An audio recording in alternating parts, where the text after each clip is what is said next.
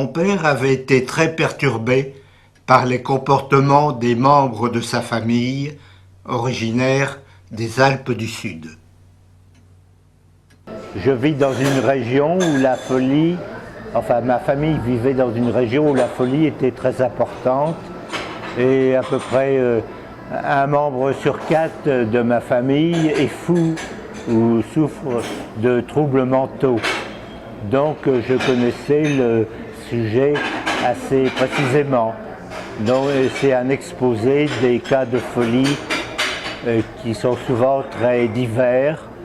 Il y a les gens qui tuent en entrant dans un café, qui tirent sur n'importe qui.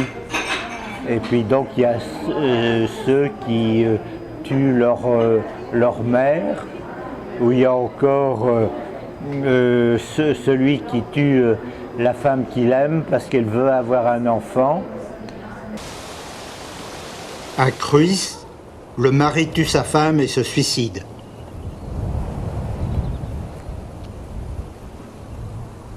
À Saint-Étienne, le mari tue sa femme et se suicide.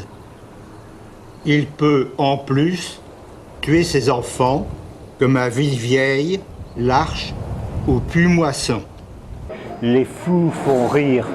Le fou est un personnage comique au théâtre. Et puis dans la vie aussi, je raconte souvent l'exemple de l'empereur Caligula, qui était complètement fou et qui avait fait tuer beaucoup de personnes et qui avait fait nommer consul son cheval préféré. Bon, ça, souvent quand je raconte ça, ça fait rire. Donc il y a beaucoup d'actes de folie qui sont créés par qui sont l'œuvre de personnages qui ont provoqué des drames, ou Hitler qui a tué 50 millions de personnes. C'est un personnage, c'est un fou, et qui est en même temps un personnage comique quand on le voit tenir ses discours au cinéma ou à la radio. Son emportement montre que c'était quelqu'un de totalement fou et qui fait rigoler. Et puis beaucoup d'artistes comme ça ont une invention qui sort de la norme et ils sont souvent catalogués comme fous, ou même ils sont marqués par la folie durant leur vie, comme Hölderlin. Donc la différence et l'orientation vers la folie est très liée à l'activité créatrice. D'ailleurs, dans le domaine du film ou du roman, on crée un monde qui souvent n'existe pas. Il y a un fondement un peu schizophrénique de l'art. On crée des êtres totalement inventés et on fait vivre le lecteur ou le spectateur dans un milieu comme ça, totalement imaginaire, dans lequel l'artiste souvent vit sa vie réelle. Je ne suis pas quelqu'un de très normal. Je vis toujours un peu à côté de la réalité. Je suis un cinéaste un peu primitif. Je filme un peu comme les cinéastes en 1910. D'ailleurs, comme les grands comiques du cinéma américain, le comique est à l'intérieur du cadre plus qu'à travers les mouvements d'appareil. J'ai pas tué 3 personnes, j'en ai même tué aucune pour le moment, et j'en suis fier. Oui, effectivement, c'est un film qui plaît assez. Ça a été mon plus gros succès en nombre de spectateurs depuis 42 ans. Mes documentaires, souvent ont plus de succès que mes films de fiction. Pourquoi? Parce que le documentaire fait plus sérieux. La fiction, ça peut sembler une lubie, une fantaisie invraisemblable, tandis que le documentaire a un côté sérieux.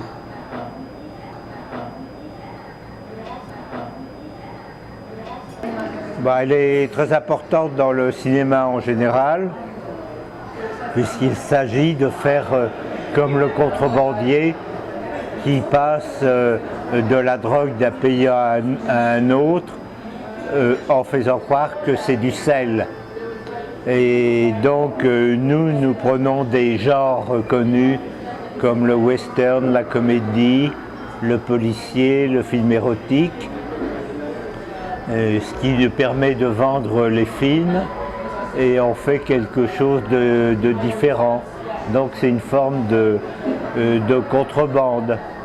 Dans Une aventure de Billy le Kid, c'est un western avec seulement 2 armes et il y a 24 coups de feu en tout, ce qui est très peu pour un western. Mais il a pu sortir au Mexique parce qu'il avait l'étiquette de western. C'est le seul de mes films qui soit sorti au Mexique pour le moment. Et la notion de contrebande est expliquée, enfin, est reprise assez fréquemment, notamment par Martin Scorsese, qui dit une bonne partie du cinéma, c'est de la contrebande, par exemple.